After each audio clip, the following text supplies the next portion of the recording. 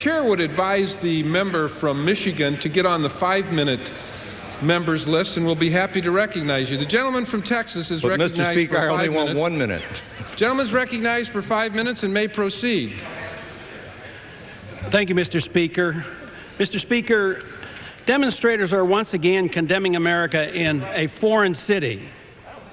This time it's in Kabul, Afghanistan, shouting "Death to America," burning our flag, and setting off bombs. The demonstrators express their hatred toward America. The United States has just placed sanctions on yet another country to discipline those who do not obey our commands. The nerve of them. Don't they know we're the most powerful nation in the world and we have to meet our responsibilities? They should do as we say and obey our CIA directives. This process is not new. It's been going on for 50 years, and it has brought us grief and multiplied our enemies.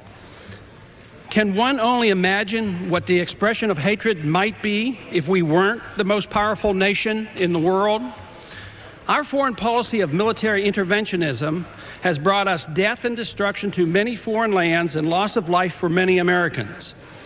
From Korea and Vietnam to Serbia, Iran, Iraq, and now Afghanistan, we have ventured far from our shores in search of wars to fight. Instead of more free trade with our potential adversaries, we are quick to slap on sanctions that hurt American exports and help to solidify the power of the tyrants while seriously penalizing innocent civilians and fomenting anti-American hatred.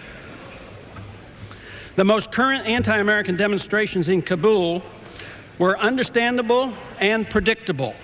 Our one-time ally, Osama bin Laden, when he served as a freedom fighter against the Soviets in Afghanistan, and when we bombed his Serbian enemies while siding with his friends in Kosovo, has not been fooled and knows that his cause cannot be promoted by our fickle policy.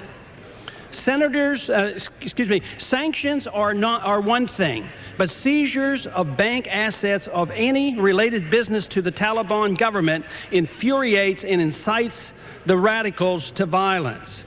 There is no evidence that this policy serves the interests of world peace. It certainly increases the danger to all Americans as we become the #1 target of terrorists. Conventional war against the United States is out of the question, but acts of terrorism, whether it's the shooting down of a civilian airliner or bombing a New York City building, are almost impossible to prevent in a reasonably open society.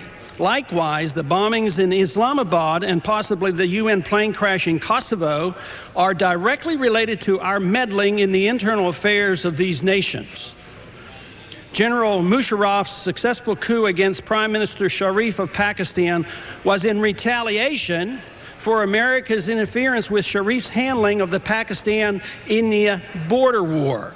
The recent bombings in Pakistan are a clear warning to Musharraf that he too must not submit to U.S. CIA directives.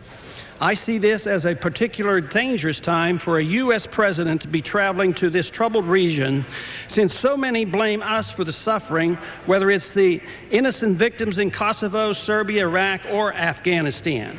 It's hard for the average citizen of these countries to understand why we must be so involved in their affairs and resort so readily to bombing and boycotts in countries thousands of miles away from our own. Our foreign policy is deeply flawed and does not serve our national security interests. In the Middle East, it has endangered some of the moderate Arab governments and galvanized Muslim militants.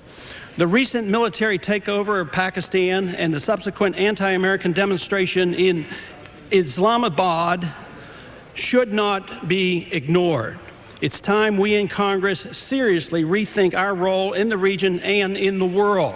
We ought to do more to promote peace and trade with our potential enemies rather than resorting to bombing and sanctions. I yield back.